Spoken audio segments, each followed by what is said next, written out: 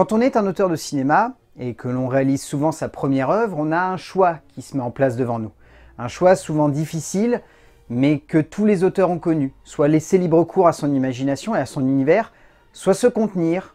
et ne faire que le strict minimum. Que l'on soit devenu un grand réalisateur et que l'on ait offert au cinéma de nombreux longs métrages, ou un tout jeune auteur se retrouvant confronté à l'appréhension de la composition d'un morceau de cinéma plus conséquent que ce que l'on attendait, tous les auteurs se sont retrouvés face à cet instant fatidique où la question se pose de partir en vrille et de laisser libre cours à son imagination, ou de faire attention et de ne pas partir trop loin. Que l'on ait fait un choix ou un autre, le cinéma est rempli des deux exemples. Et les deux ont pu parfois donner lieu à de grands auteurs, comme d'immenses échecs cuisants, laissant sur place des créateurs qui auraient pu apporter un petit quelque chose de plus au 7e art, mais qui n'ont alors pas réussi à pleinement convaincre, ou simplement à toucher du bout du doigt le saint graal de la satisfaction créative, explosive et jouissive d'une œuvre parvenant à allier les deux. Et s'il y a un bel exemple qui représente tout cela, c'est bien le cinéaste dont on va parler aujourd'hui. Un petit fou furieux de la mise en scène qui, rapidement, a souhaité apporter quelque chose de plus au cinéma. Que ce soit simplement par le biais d'un univers et d'une fantaisie évidente, ou que ce soit plus radicalement par l'envie de nous emporter à fond dans son univers. Sans le moindre doute, il est devenu un auteur culte, un cinéaste qui a su parfaitement cristalliser une époque et donner lieu à des moments de cinéma exceptionnels, parfois juste complètement barrés, mais surtout, voire même avant tout, toujours maîtrisés dans leur base créative et dramatique. Sam Raimi est un auteur fantastique, comme le cinéma américain n'en laisse que peu divaguer dans ses rues aujourd'hui. Un auteur qui a parcouru presque tous les genres, exploré toutes les possibilités de détournement de la base même d'un cinéma qu'il aime tant, pour faire du cinéma de genre un terrain de jeu fantastique où il continue de s'éclater d'année en année avec un plaisir toujours aussi immense. Aussi immense que ses débuts plus que flamboyants au sein du 7e art américain.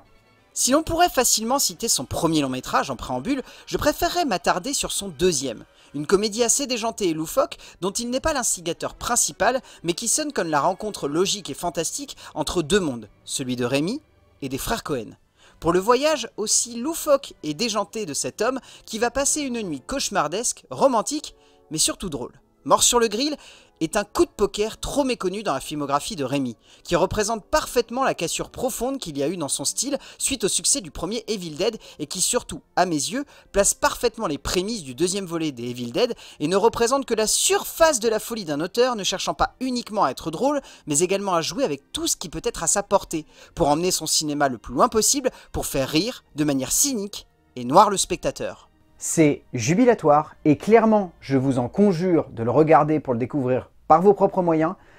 mais c'est clairement sous-coté, même aujourd'hui, à mes yeux. J'ai pris ce film car Raimi ne peut pas être simplement catalogué selon moi comme un auteur de genre, qui a repoussé les limites d'un cinéma d'épouvante qui pouvait être parfois un peu trop facile dans la période où le premier Evil Dead est sorti. Mais il est bien plus que cela. C'est un metteur en scène qui a cherché constamment à apporter quelque chose de plus à son cinéma, quelque chose de plus ambigu, dans le fond, la forme ou le contenu. Oscillant constamment entre films d'horreur terrifiants, mais également œuvres loufoques et cyniques, aussi bien qu'hommage profond à certains genres du cinéma qu'il affectionne particulièrement, le cinéaste aime jouer avec l'essence même d'une possibilité cinématographique, ne s'imitant pas simplement à une base prometteuse et intéressante, mais cherchant plus radicalement à proposer des choses, à tenter des choses, et à faire de ses œuvres qu'elles sortent de l'ordinaire. Et si un film représente bien à la merveille ce savant mélange, c'est l'un de ses plus gros succès à l'heure actuelle. Un film qui faisait suite à une série de 3 échecs financiers et critiques pour le cinéaste et qui devait se poser comme une commande que l'auteur choisira d'aborder comme une œuvre de genre ultime sous ses aspects premiers de blockbuster surdimensionné pour nous offrir un moment de cinéma tout simplement magique et ambitieux avec l'aventure de ce cher Peter Parker et la naissance de l'homme araignée. Spider-Man, premier du nom, est encore aujourd'hui l'un de mes films de super-héros préférés. Une œuvre folle, rare, démentielle dans son propos et dans sa forme, qui parvient avec une folie terriblement contagieuse à dynamiter les codes du genre, tout en cherchant à les sublimer par la même. C'est peut-être là, sans la moindre prétention de base, que Raimi arrive à poser une essence cinématographique qui combine à la fois un cinéma de divertissement qui pourrait sonner comme classique et simple, et sa propre vision du genre, souvent explosive et très limite, voire horrifique avec les scènes du bouffon vert. En un mot, comme en mille, c'est brillant. Ce fut une claque dès le premier visionnage et encore aujourd'hui, ça le reste à mes yeux, indéniablement. Rémy a pu se perdre dans cette démarche, souvent considérée comme un poil folle, et souvent déjantée, car si pour certains son cinéma est un modèle d'émancipation du carcan classique de nombreux auteurs américains de sa génération, pour d'autres, il est simplement un cinéaste en roue libre qui fait son délire, mais qui ne cherche jamais à construire une logique de création cinématographique et dramatique dans laquelle le spectateur soit inclus. Que ce soit dans son jouissif Evil Dead 3 ou dans son Spider-Man 3, souvent considéré comme étant ses deux œuvres les plus allumées, le cinéaste américain aime se jouer du cinéma, se jouer de la base même d'une promesse cinématographique, construisant et développant une filmographie atypique et assez jouissive qui va souvent à l'encontre de beaucoup de facilités que l'on pourra attendre de la part de l'auteur pour donner lieu à quelque chose de plus fou, de plus excentrique et de plus surprenant d'ailleurs. Et malgré son besoin d'essayer des choses et de proposer des nouveautés au sein du cinéma, il aime bien toujours revenir à l'essence même de sa création. Comme il le fit en 2009, avec un retour qui se voulait salvateur au cinéma de genre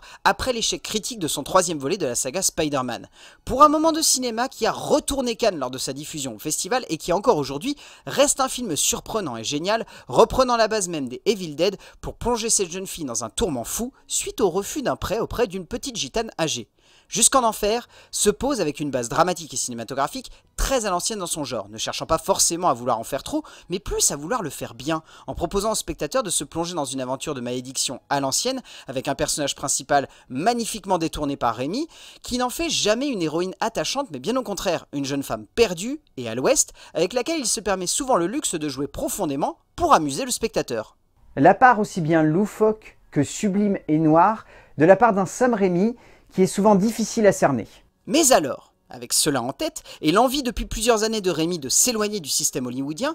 comment cela se fait-il que celui-ci revienne au cœur de l'univers qui lui a permis de réaliser son premier blockbuster, mais qu'il a également rejeté à la suite de son échec critique? Pourquoi, finalement, le metteur en scène américain revient-il aux commandes qui plus est d'une suite à laquelle il ne semble pas forcément avoir d'attachement? Dans tous les cas, ce Doctor Strange Multiverse of Madness peut se poser comme une promesse loufoque et assez disjonctée de cinéma qui, entre les mains de Sam Raimi, peut avoir un potentiel jubilatoire et jouissif assez assumé et amusant, qui peut convenir au genre qu'il veut porter, mais qui pourrait également donner l'impression que le cinéaste se plie au système, pour ne chercher qu'un comeback pas forcément très utile, quand on sait qu'il avait de nombreux projets plus intéressants sur le papier à nous proposer. Je pense très sincèrement qu'on peut être autant surpris qu'extrêmement déçu. On verra bien.